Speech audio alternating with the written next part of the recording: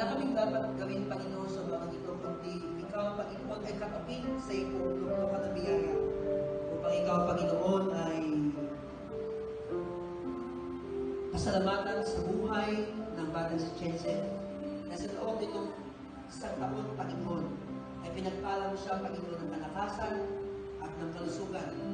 Narito, Panginoon, na makikipagkasundo sa iyo ang kanyang mga magulang na si Jason at Emily, sa kung saan ay kanilang binanggit at kanilang pong pangako na sila, Panginoon, ay pipilitin nila sa abot ng kanilang buong makakaya na arugain, Panginoon, ang kanilang anak upang ito, Panginoon, ay maturuan nila ng mga karunungang pagsipiko, karunungang paglipunan, karunungang pagmaterial, Panginoon, karunungang, Panginoon, higit pang-espiritual, na siya, Panginoon, ay lumaki ng may buong pagkatapos sa iyo at kanyang sundin sa kanyang buhay ang maging lingkod mo, Panginoon, sa darating na panahon.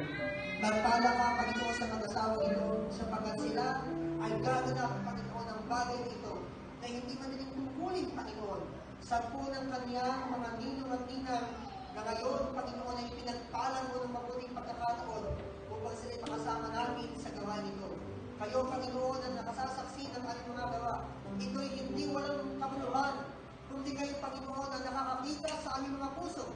At sino ang agam-agam, Panginoon, sa mga magulang at pangalawang magulang na narito, kundi pagpuas ay kanilang igawan ng kanilang mga kamaling pangmagpala, Panginoon, at ang aming panalangin kung paano pagpapalain ko ang kapatid na Jason at Evelyn ay gayon din, Panginoon, ng kanyang mga pangalawang magulang, Panginoon, na pagpalain mo sila ng buong kakayahan at kalakasan upang sa kanilang pagtugon, sa kanilang pagtupad sa mga tungkulin, Panginoon, na naiaabang sa kanilang mga balikat, ay kayo, Diyos, ang may bigay, Panginoon, ng malulahating binaya upang kanilang ganapin ito na may pagkagalakan.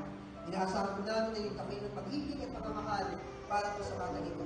Tanggapin mo, Panginoon, ang iyong pagpupuri. Amen.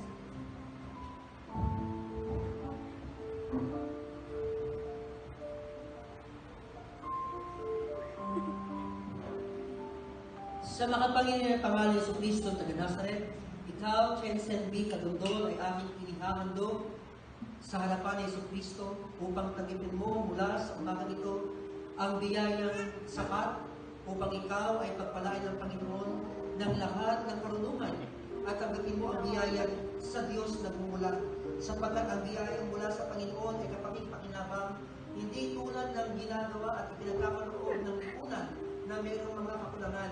Sapat ang biyaya ng Diyos upang ikay mapagbago at ikaw ay alalayan sa lahat ng bagay. Tanggapin mo nawa ang bendisyon ng Panginoon upang ilayo ka sa lahat ng masasamang gawa at ikaw ay pagpalain ng pisikal na kalusugan upang malayo sa lahat ng uri ng karamdaman.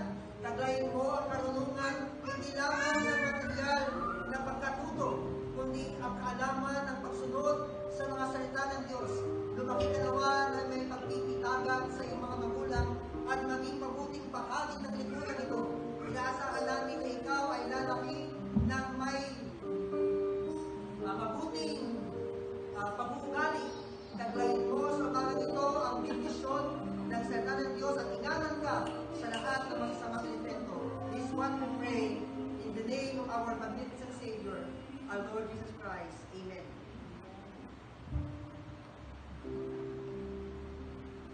Lapit mo yung mga ninong at ninang, pakitaas mo yung mga kamay. Igawan natin ang bendisyon sa batang si Jensen at sumunod kayo sa akin. Sa makapangyarihang pangalan ni Jesucristo taga Nazaret, sumunod po kayo.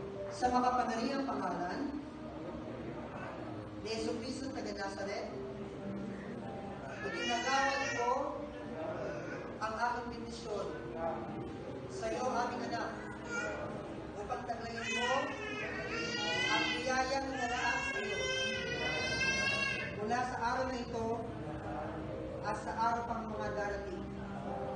Lumaki ka nawa na may mabuting pag-uugali at mabuting kahagi ng lipunan ito. Sa pangalan sa Kristo, Amen. Let's sing it next.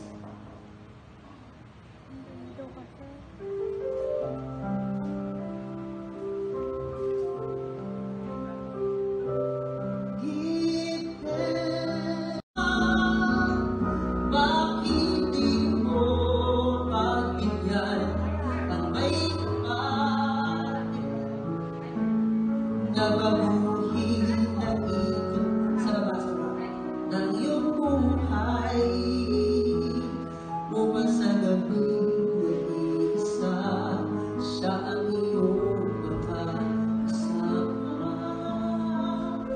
at ang buhay mo na luho ay bibigyan niya ng pag-asa at ang buhay mo na luho ay bibigyan niya ng pag-asa at pag-asa.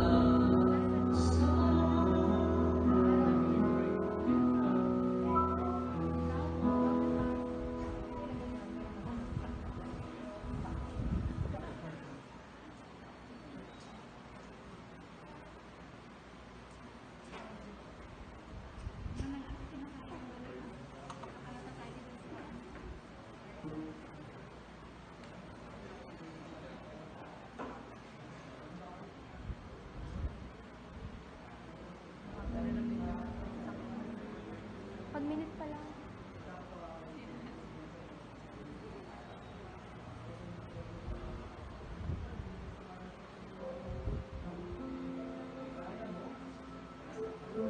Pagkatapos po, meron po tayong photo opportunity. Sorry, let's go sa tayo. Life can be so good.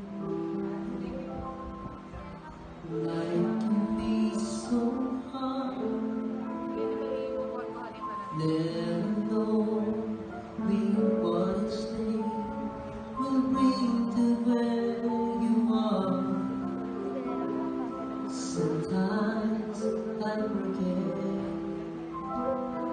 Sometimes I can't see that whatever comes my way, you'll be with me.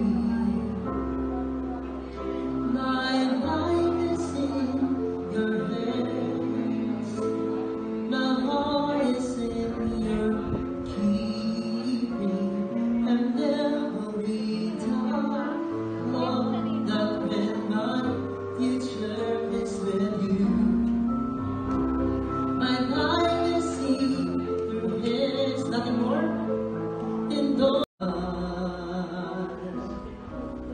hayaan mo na lamang ba ang dadaang pagkakataon at di nagagawa ng paraan upang makaahon pagkat sa'yo ang bukas ay wala nang halaga at ang nalalabing istorya sa buhay mo'y wakas na. Bakit di mo pagbigyan ang may kapal na baguhin ang ikot ng iyong buhay upang sa gabi nag-iisa siya ang iyong makakasama at ang buhay mo na luho ay bibigyan niya ng pag-asa. Let's listen to listening to Christian song. Hahayaan mo na lamang bang tapusin ka ng kahapon at di nagagawa ng paraan upang makaahon pagkat sa'yo